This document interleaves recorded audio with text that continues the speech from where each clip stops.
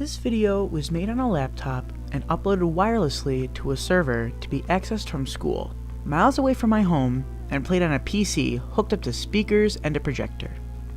I'm lucky to have access to all these programs, services, and equipment to make the very video being showed a reality. But imagine, if you will, this process in the early 2000s. Very different. Adobe Premiere, the editing software I use, would be much less intuitive and way more expensive. I'd probably be stuck with the much inferior Windows Movie Maker. So then after I export the video equivalent of a preschooler's macaroni art, I'd have to make sure nobody was on the phone so I could dial onto the internet.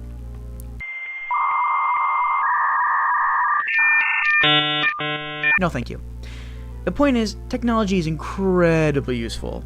It's used every day, not just at home, but in school, cars, in healthcare, and on our fridges. Critics of technology argue all this technology is really not that necessary, but I'd argue it's the next step to great things. Technology has revolutionized numerous facets of our life, including schooling, healthcare, and communication, all for the better. In the grand scheme of things, modern medicine is a true marvel. Diseases and ailments that were seen as incurable years ago are benign today. For example, I'm a type 1 diabetic. I have been since 3rd grade. Without modern medicine and man-made insulin, I would straight up be dead. While there is no cure for type 1 diabetes, there are many advancements that have been made to make lives for those afflicted with it much easier. Technology has made great strides in the helping of the sick. Cancer treatment technology has become much more available, giving cancer patients a fighting chance.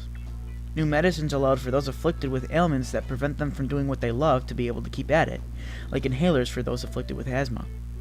Even prosthetics for people like war veterans who lost their limbs in battle are now available. 50 years ago, most of this was a far-off scientific dream, but today it's a reality. Mortality rates in the US are at an all-time low. Without these advancements, me and others who have such ailments would not be alive.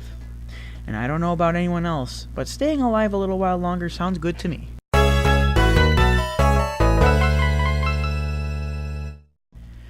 Starting in 2016, all freshmen at my high school were given Chromebooks to use in class. And now, it's been 3 years with them, and I honestly don't know what I'd do without them. I can pump out assignments much easier and faster, access our books right from online, and work on group projects from wherever I am. Countless papers are reduced into a small package that fits right into your backpack, not only getting rid of the physical clutter, but also the stress of leaving something very important at home. All the documents that we access on our Chromebooks are tied to the Google account provided for us by the school. That account can be accessed from any computer or smart fridge. Smartphone, of course. If I were to, say, forget my Chromebook at home, or didn't charge it, I could just get another one from the Resource Center, or even just use my phone. And it's not just our school turning to tech, countless other schools have too. The Department of Education is even endorsing the use of technology in our schools all across the nation, and studies show that kids who use technology in school excel very well.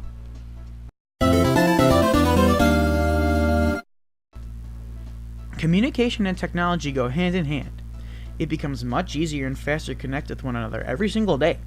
I mean, snail mail has its name for a reason, right? Instant messaging, as the name entails, is much easier and faster. But technology doesn't only make communication easier, it also facilitates communication.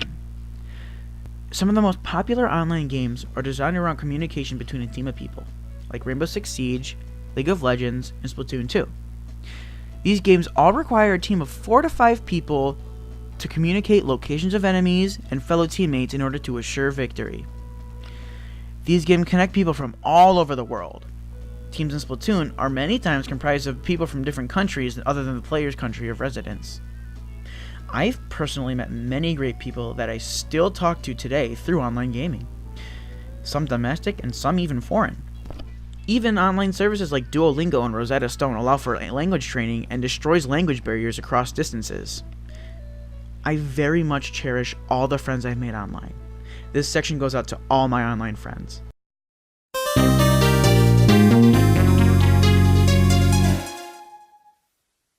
Overall, I think every person alive would be different somewhat without technology. Technology is all over pop culture. It's a talking point. It's a facet in our lives. Our daily routine revolves around it. Everyone dreads this sound in the morning. And we live for the notifications we get when somebody likes or comments on our posts. Technology is like a bullet train. It's huge, moving fast, and there's no stopping it.